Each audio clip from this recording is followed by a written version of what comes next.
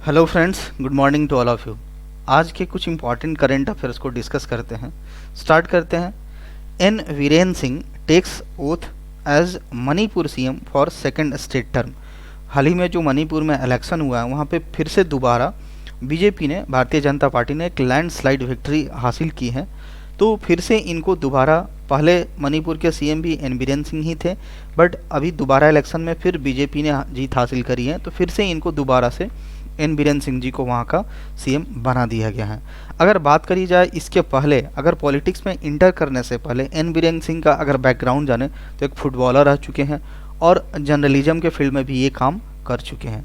और ये पहली बार 2002 में ये इलेक्शन लड़े हुए थे। किस विधानसभा से? हैंगगैंग करके ये जो विधानसभा है वहाँ पे मणिपुर में एक जगह है, वहीं से इन्होंने 2002 में पहली बार एक इलेक्शन को लड़ा था। तो न्यूज हमारे लिए ये है, मणिपुर के सीएम अभी दोबारा कौन रीअपॉइंट किए गए हैं, कौन दोबारा शपथ लिए हैं? एन बीरेन सिंह जी।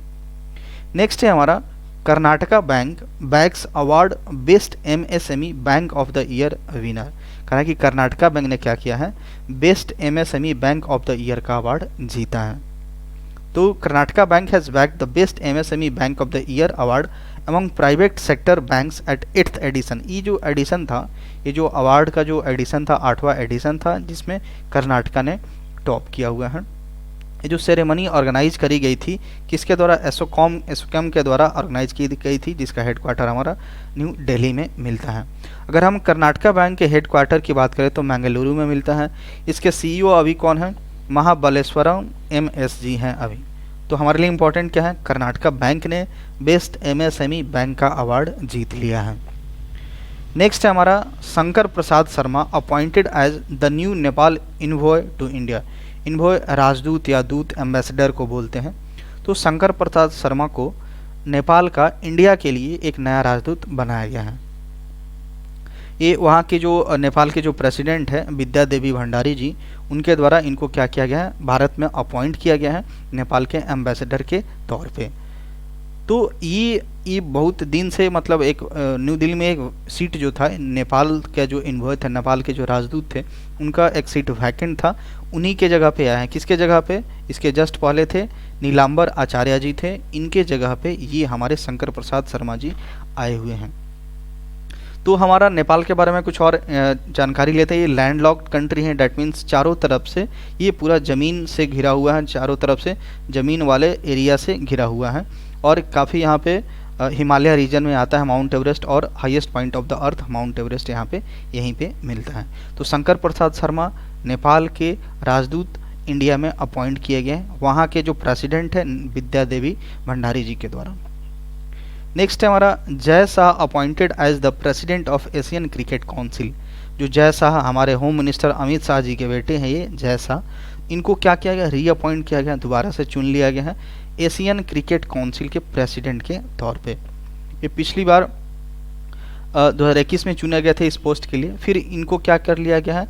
1 साल के लिए इनको और बढ़ा दिया गया है, इनको एक्सटेंशन पे दे दिया गया है। तो इम्पॉर्टेंट हमारे लिए ही है, एशियन क्रिकेट काउंसिल के प्रेसिडेंट दोबारा से रीअपॉइंट कौन हुए? जय शाह। अभी हाल ही में ये क्या है, मतलब क्या है, बीसीसीआई के अभी सेक्रेटरी भी है। नेक्स्ट है हमारा UN appoints Jayati Ghosh to high level advisory board on multilateralism. Multilateralism कहने का मतलब बहुपक्षवाद जिसको बोलते हैं। जो यूनाइटेड नेशन है, इसने क्या किया है? जयति घोष को एक हाई लेवल एडवाइजरी बोर्ड का, एक एडवाइजरी कमेटी का, इनको एडवाइजरी बोर्ड के तौर पे इनको बना दिया गया, हेड बना दिया गया है। एक मल्टीलेटरलिज्म क्या होता है, जिसको बहुपक्षवाद बोलते हैं। तो इंडिया में जितनी भी सारी कंट्री, जो बड़े बड़े कंट्रीज़ हैं, जो काफ़ी पावरफुल हैं, इकोनॉमिकली काफ़ी स्ट्रॉन्ग हैं, उनकी जो स्ट्रेटजी है, उनकी पॉलिसी है, उसको कैसे बनाया जाए, उस पर ये अपना एडवाइस करेंगे, ये अपना सलाह देंगी। जैसे रसिया और यूक्रेन के बीच में जो अभी मतलब वार चल रहा है, तो वहाँ पे क्या दोनों कंट्री की और साथ साथ जो उससे कनेक्टेड कंट्री है, उनकी सारी इकोनॉमी पे काफ़ी बुरा असर पड़ रहा है। तो इन सारी चीज़ों को लेकर के कैसे वहाँ पे एक डील किया जाए, कैसे उसको एडवाइस करा जाए ताकि फिर से रीबूस्ट हो जाए, तो इन्हीं सारी चीज़ों को लेकर के high level advisory board multilateralism को लेकर के यूएन ने जयति घोष को यहाँ पे अपॉइंट किया हुआ है। ये अभी प्रोफेसर हैं, कहाँ पढ़ाती हैं? यूनिवर्सिटी ऑफ मैसाचुसेट्स एमहर्स्ट में ये पढ़ाती हैं अभी। और इसके पहले क्या है, हमारे जेएनयू की भी प्रोफेसर रह चुकी हैं, professor of economics and chairman of centre for economic studies planning and social science की ये प्रोफेसर रह चुकी हैं हमारे जेएनयू जवाहरलाल नेहरू यूनिवर्सिटी में। तो ये काफ़ी इंपॉर्टेंट न्यूज बनेगा हमारे लिए। नाम क्या होगा इनका? जयति घोष। यूएन यूनाइटेड नेशंस ने इनको अपॉइंट किया है high level advisory board multilateralism के लिए। नेक्स्ट है Nagaland become first paperless assembly by implementing e Vidhan application. बहुत इंपॉर्टेंट ये होगा, करें कि ये नागालैंड जो स्टेट है जो नॉर्थ ईस्ट में आता है, ये पहला ऐसा राज्य बन गया है जिसने अपना पेपरलेस विधानसभा को ऑर्गेनाइज किया है। विधानसभा में पूरा पेपरलेस, पेपर की कोई मतलब सब सारा काम क्या हुआ है, डिजिटलाइजेशन या फिर गैजेट, इलेक्ट्रॉनिक गैजेट्स, टैबलेट्स वगैरह के जरिए यहाँ पे करा गया है। तो नागालैंड क्रिएटेड हिस्ट्री क्रिएट कर दिया है by becoming the first state assembly in the country to implement the national e Vidhan application programme. National e Vidhan application programme के तहत नागालैंड एक हिस्ट्री क्रिएट किया है, जो कि पहला ऐसा भारत में, ऐसा कंट्री में एक राज्य बन गया है जो पूरी तरह से पेपरलेस अपनी विधानसभा को ऑर्गेनाइज किया है। वहाँ पे क्या रख दिया गया था, जो टैबलेट के फॉर्म में चाहे ई बुक के फॉर्म में वहाँ पे हर एक टेबल पे वहाँ पे रखा गया था। तो ऑलराइट, तो यहाँ पे नेवा जो है नेशनल ई विधान एप्लीकेशन के तहत क्या होगा, बहुत सारी चीज़ों को सहूलियत हो जाएगी। बहुत सारे पेपर का यूज करके असेंबली विधानसभा लगती थी, बट वो अब क्या हो जाएगा, धीरे धीरे हटेगा और हम लोग स्विच किसकी तरफ करेंगे, एक टैबलेट की तरफ या पीडीएफ की तरफ जो किया जाएगा। तो इम्पॉर्टेंट काफ़ी न्यूज है। नागालैंड क्या बन गया है, हमारे देश का पहला पेपरलेस विधानसभा में इम्प्लीमेंट करने वाला बन गया है राज्य ई विधान एप्लीकेशन के तहत। नेक्स्ट है हमारा Visakhapatnam station to implement centres one station one product. सबसे पहले समझते हैं वन स्टेशन वन प्रोडक्ट क्या है। ये केंद्र सरकार की एक पहल है और ये फिनांस मिनिस्टर के द्वारा एक अनाउंस किया गया था। तो विशाखापट्टनम स्टेशन को क्या बना दिया गया है कि वो वन स्टेशन वन प्रोडक्ट को क्या करेगा, इम्प्लीमेंट करेगा, ऐसा यहाँ पे अनाउंसमेंट किया गया है।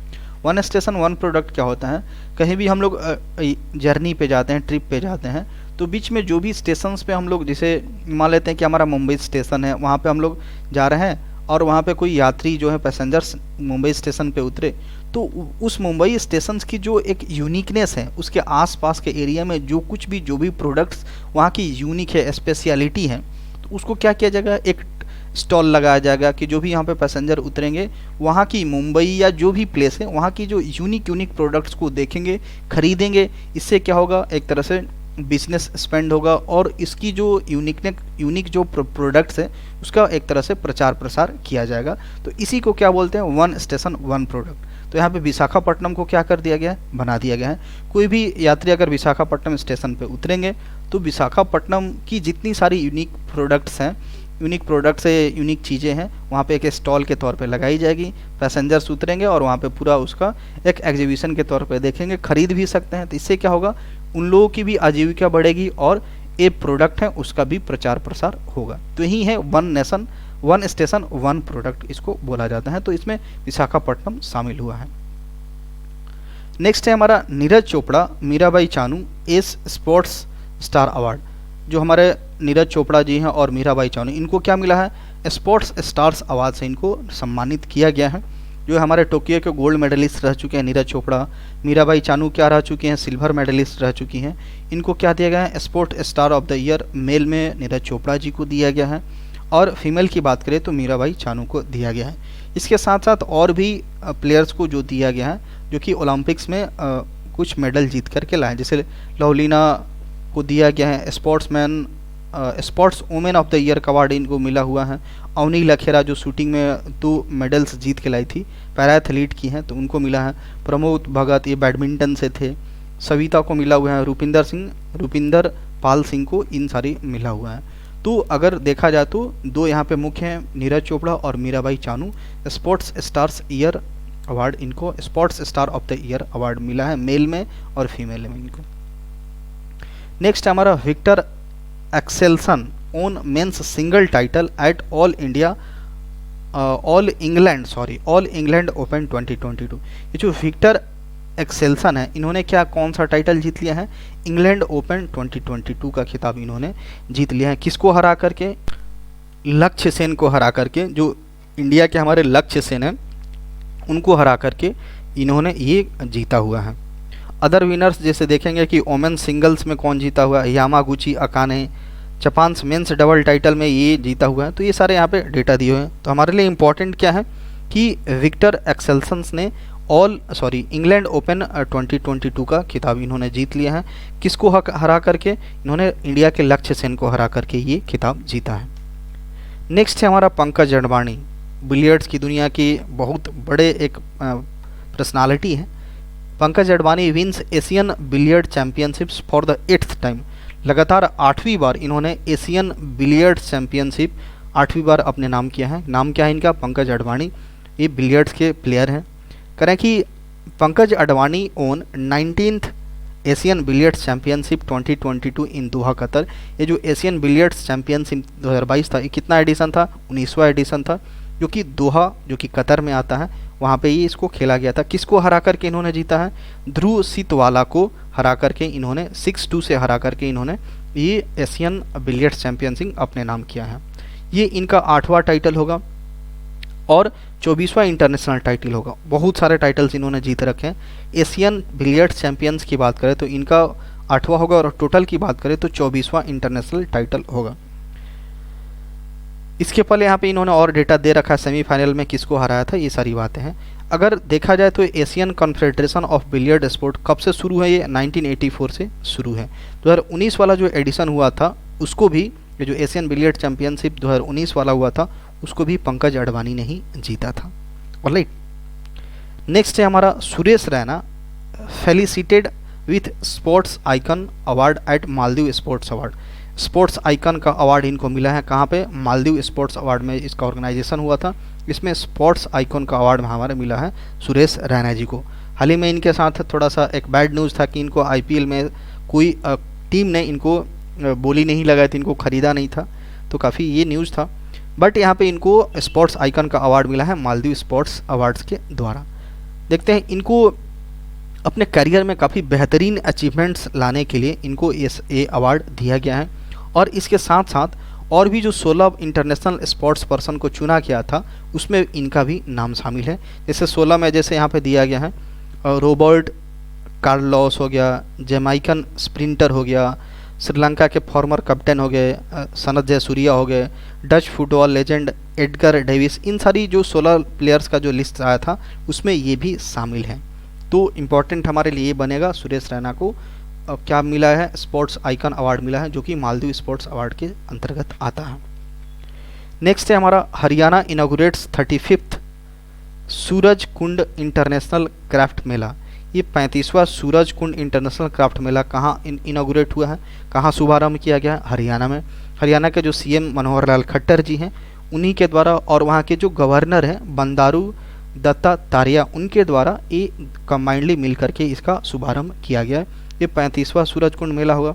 इसमें क्या किया जाएगा? जो भी एक टेक्सटाइल हो गया, कल्चर हो गया, एक्सटर्नल अफेयर्स हो गया, और इन सारी चीज़ों ने मिल करके इसको पूरा ऑर्गेनाइज किया है। जैसे टेक्सटाइल मिनिस्ट्री हो गया, कल्चर मिनिस्टर हो गया, एक्सटर्नल अफेयर मिनिस्टर और गवर्नमेंट ऑफ हरियाणा, इनके पूरा कोलाबोरेशन से ये सूरज कुंड मेला का आयोजन किया जा रहा है।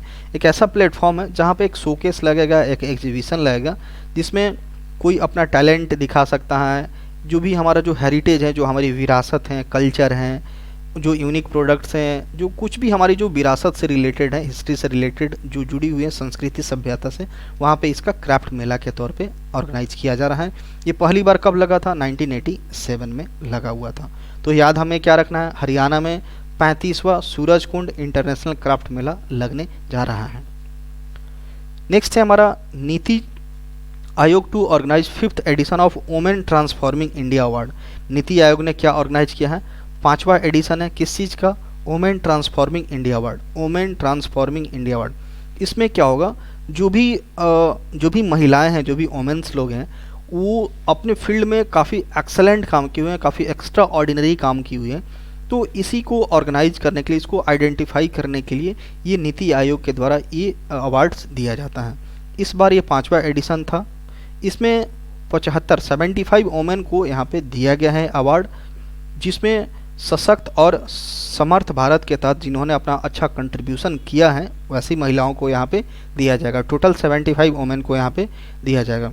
जैसे यहाँ पे किरण बेदी जी हो गए, लक्ष्मी पुरी, तेसी थॉमस, अरुंधति भट्टाचार्य एसबीआई की फॉर्मर चेयरमैन थी, देवजानी घोष, इला अरुण, सलमा सुल्तान। तो ये सारी यहाँ पे बातें करी गई हैं। तो टोटल हमको क्या याद रखना है, 75 वोमेन्स को दिया गया है और इसको 7 कैटेगरीज में दिया जाता है। ये 5वां एडिशन था, नीति आयोग के द्वारा इसको ऑर्गेनाइज किया जाता है। इस अवार्ड का क्या नाम है, women transforming India award. Next है हमारा road to 1000 book release by sports star and the Hindu group. Road to 1000 एक ऐसी बुक है, बुक बोल सकते हैं, एक पिक्चर के फॉर्म में यहाँ पे ऑर्गेनाइज करी गई है। हमारा इंडिया जो है, इंडियन क्रिकेट टीम जो है वो 1000 ओडीआई मैच खेल चुकी है।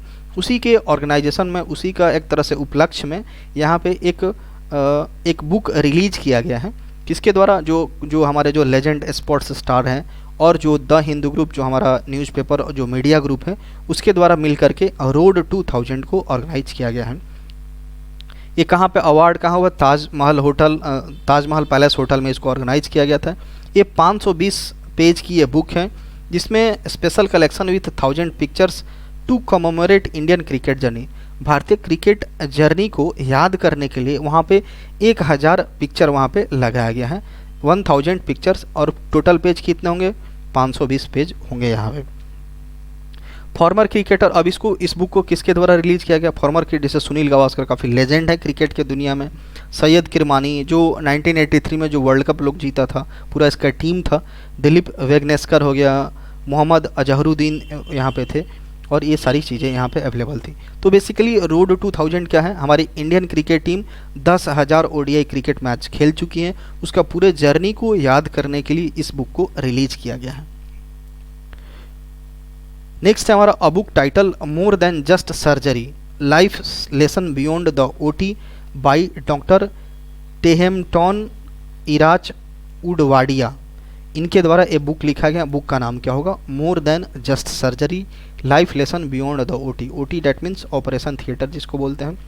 तो इन्होंने, एक बहुत बड़े डॉक्टर सर्जन हैं, तो इन्होंने क्या लिखा है, अपनी स्टूडेंट लाइफ से लेकर के कैसे वो डॉक्टर बने और फिर कैसे सर्जिकल प्रैक्टिस किए, रेसिडेंसीज तक, रिसर्च तक वो पहुँचे। तो ये अपनी पूरी बायोग्राफी इसमें लिखे हुए हैं। किसके द्वारा लिखा गया, डॉक्टर टेहमटन इराज उडवाडिया के द्वारा लिखा गया। That's all for today.